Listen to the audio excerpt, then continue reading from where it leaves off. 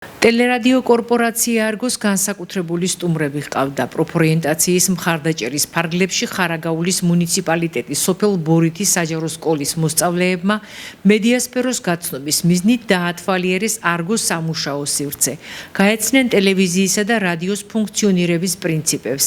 დაინტერესდნენ ჟურნალისტისა და ოპერატორის ყოველდღიური საქმიანობით. ნახეს, როგორ იწერება სიუჟეტი, როგორ აგრძელებს მუშაობას გადამღები ჯგუფი და რა გზა უნდა გაიაროს ამბავმა სანამ ის მაყურებლამდე მივა.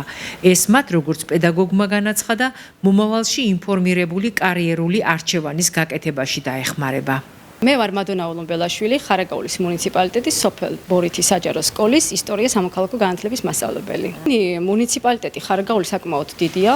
ყავს გაზეთის რედაქციები არის ჩვენთან ორი რედაქცია, მაგრამ ტელევიზია არ არის. ზესტაფონი ჩვენი მეზობელი მუნიციპალიტეტია და მინდოდა რომ ბავშვებს და მეც რა თქმა უნდა გაგვეცნო მუშაობა ტელევიზიის, როგორ მუშაობს, ამეთოდები გააჩნია და ბავშვებს წარმოდგენა ქონებოდათ ამ სატელევიზიო გადაცემების ჩაწერის, მონტაჟის და გაშუქების შესახებ მოკლედ და რა ვიცი ეს მე მგონი აუცილებელია ყველამ უნდა ვიცოდეთ ვერ კი ერკვევიან ბავშვები დღეს თანამედროვე ტექნოლოგიები ისია განვითარებული, მაგრამ აი ჩვენი მეზობელი მუნიციპალიტეტის სატელევიზიო გადაცემების მუშაობას გვინდოდა გავცნობოდით დაწვრილებით. საინტერესოა დღეს აქ სტუმრობა, იმიტომ რომ ძალიან ბევრი რაღაცის შესახებ ვიღებთ ინფორმაციას, მაგალითად როგორ ხდება გადაღება.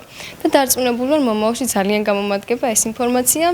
ნიმგზაზე თუ რა პროფესიის არჩევას გადავწყვიტ. ჟურნალისტობით დავინტერესდი ამ ზაფხულს, როდესაც ჩვენი სკოლის 120 წლის იუბილეი იყო, მან ვიღებდი მონაწილეობას, კი არა ესეთი როლი მერგო რომ უნდა ყოფილიყავი ჟურნალისტი, რა ვიცი ჩემი აზრით ჩვენი როდ გავართვი თავი და შესაძლოა მომავალშიც ეს პროფესია განვიხილო. ძალიან მაინტერესებდა ზესტაფონის ეს ტელევიზია Argo.